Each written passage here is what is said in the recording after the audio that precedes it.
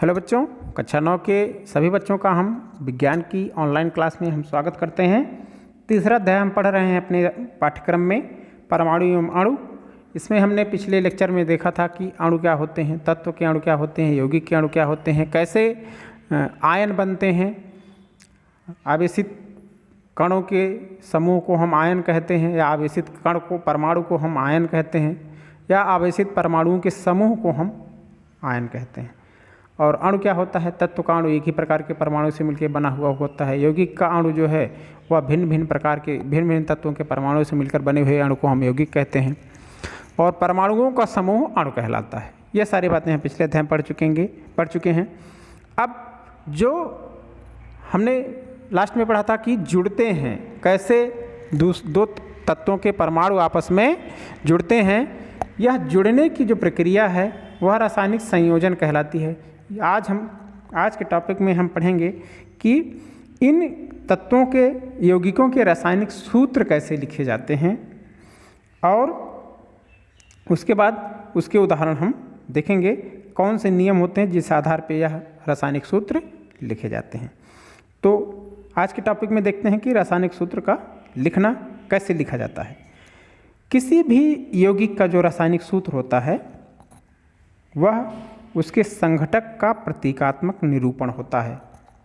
उसमें कौन कौन से परमाणु मिलकर के उस यौगिक को बना रहे हैं, उन्हीं को वह निरूपित करता है। उसके संघटक तत्वों को निरूपित करता है किसी भी यौगिक का रासायनिक सूत्र। भिन्न भिन्न यौगिकों के रासायनिक सूत्र जो है वह सरलतापूर्वक लिखे जा सकते हैं, और इसके लिए हमें उनकी संयोजन क्षमताएं ज्ञात होनी चाहिए। किसी भी यौगिक का सूत्र लिखने के लिए उसके जो संघटक हैं उनकी हमें संयोजन क्षमताएं पता होनी चाहिए, तभी हम उसका रासायनिक सूत्र यौगिक का लिख सकते हैं। किसी तत्व की संयोजन शक्ति या क्षमता जो है हम उस तत्व की संयोजकता के रूप में जानते हैं। किसी भी तत्व की जो संयोजन शक्ति होती है या संयोजन क्षमता होती है, हम उसकी संयोजकता के रूप में उसे जानते हैं। किसी एक तत्व के परमाणु दूसरे तत्व के परमाणुओं के साथ किस प्रकार से संयुक्त होते हैं और संयुक्त होकर एक रासायनिक यौगिक का निर्माण करते हैं, इसको जानने के लिए हम संयोजकता का उपयोग करते हैं। किसी भी तत्व के अणु दूसरे तत्व के अणु से किस प्रकार जुड़ते हैं और जुड़ करके रासायनिक सूत्र का निर्माण करते हैं, इसके लिए हम संयोजकता का उपयोग करते हैं। किसी तत्व के परमाणु की संयोजकता को उसके हाथ अथवा भुजा के रूप में विचारित किया जा सकता है। हम मान सकते हैं कि किसी तत्व की संयोजकता 2 है तो वह 2 हाथ हैं, उसके 3 है तो 3 हाथ हैं। मतलब हम मान लेते हैं कि उसके हाथ हैं जितना उसकी संयोजकता है। अब इसका क्या उपयोग है, काहे हम मान रहे हैं कि वह हाथ के रूप में हम संयोजकता को आगे बढ़ते हैं, देखते हैं। जैसे मानव की 2 भुजाएं होती हैं और ऑक्टोपस की 8 भुजाएं होती हैं, तो ऑक्टोपस की एक भुजा मानव की केवल एक भुजा पकड़ सकती है।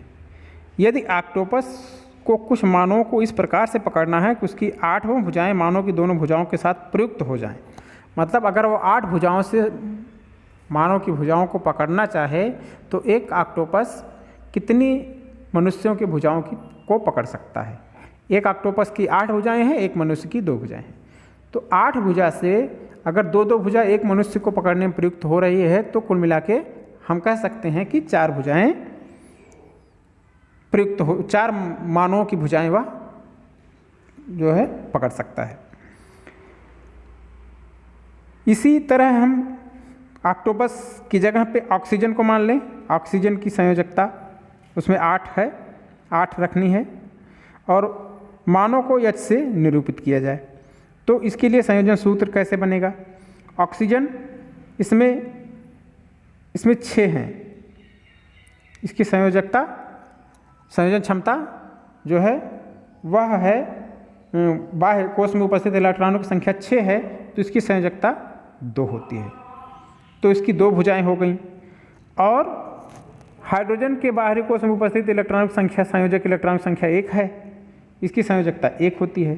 तो कहने का मतलब ऑक्सीजन अपने दोनों भुजाओं से कितने हाइड्रोजन के परमाणु पकड़ सकता है, तो हम कह सकते हैं कि 2। मतलब इसकी एक ही भुजा है और इसकी 2 भुजाएं हैं, तो यह अपनी दोनों भुजाओं में एक एक हाइड्रोजन परमाणु को पकड़ सकता है। तो किसी भी तत्व की जितनी संयोजकता होती है वह उतनी दूसरे तत्व की संयोजकता को पकड़ सकता है। 6 है, दूसरे की 3 है, तो वह 2 3 दूना 6 2 गुना है, तो 2 3 3 को पकड़ सकता है। इसी तरह हम तत्वों के जो यौगिकों के संयोजन के सूत्र होते हैं उन्हें हम प्राप्त करते हैं। कुछ सारणी में दिए गए हैं सरल एवं बहुपरमाणुक आयनों की संयोजकताएं दी गई हैं। संयोजकता के बारे में और अधिक जानकारी हम अगले अध्याय में देखेंगे, लेकिन यहाँ संयोजकता के बारे में थोड़ा जान लीजिए कि किसी तत्व की संयोजकता क्या होती है। सोडियम की संयोजकता Na+ है, तो इसका संकेत है 1। इन सभी तत्वों की संयोजकता 1 होती है। Magnesium, calcium, zinc, iron, copper, इनकी संयोजकता 2 होती है। रासायनिक संकेत देखते रहें इनके आयनों का, उसी आधार पर हम संयोजकता को निर्धारित कर सकते हैं। एल्युमिनियम, आयरन, इनकी संयोजकता 3 होती है। आध्यात्मिक तत्व देख लें कुछ। हाइड्रोजन है, उसकी धन 1 होती है। हाइड्राइड होते हैं, उसकी भी 1 होती है। यहाँ पे नाइट्राइड तक सबकी संयोजकता 1 होती है। इसी तरह बहुपरमाणुक आयन जो होते हैं, अमोनिया, उसकी भी संयोजकता 1 होती है। हाइड्रोक्साइड, इसकी भी 1 होती है। नाइट्रेट, इसकी भी 1 होती है।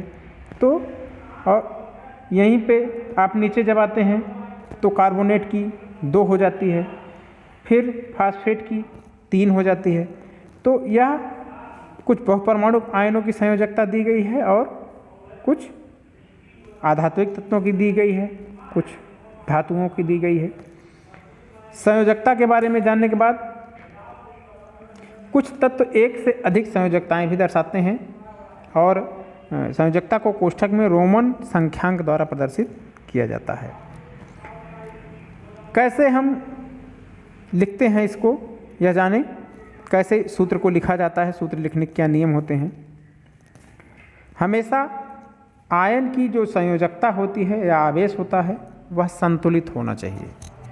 सूत्र लिखते समय वह संयोजकता संतुलित होनी चाहिए, बराबर होनी चाहिए।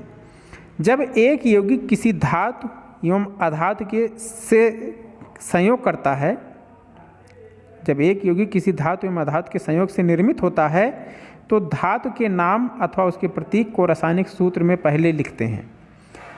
जब भी यौगिक का सूत्र लिखते हैं तो ये यौगिकों के सूत्र लिखने के नियम हैं। जान लीजिए कि सूत्र लिखने में जब धातु एवं अधातु से मिलकर किसी यौगिक का निर्माण होता है तो उसका सूत्र लिखते समय पहले हम धातु का रासायनिक सूत्र लिखते हैं। जैसे कैल्शियम ऑक्साइड में पहले कैल्शियम धातु का रासायनिक संकेत लिखेंगे, फिर ऑक्सीजन का।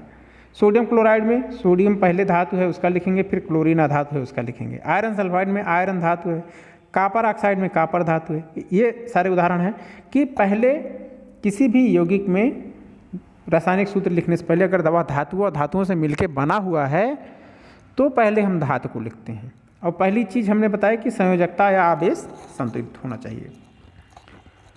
यहाँ पे 2 बातें खास और उसके बाद अगली चीज़ यह है कि परमाणु आयनों द्वारा निर्मित यौगिकों में आयनों की संख्या को दर्शाने के लिए आयन को कोष्ठक में लिख करके बाहर जो है आयन की संख्या को हम कोष्ठक में लिखते हैं। उसके बाद कितने उस बहुपरमाणुक आयन के कितने उस आयन प्रयुक्त हुए हैं, कितने आवेश प्रयुक्त हुए हैं, यह हम कोष्ठक के बाहर लिख देते हैं। उदाहरण के रूप में देखेंगे, ज़्यादा क्लियर होगा।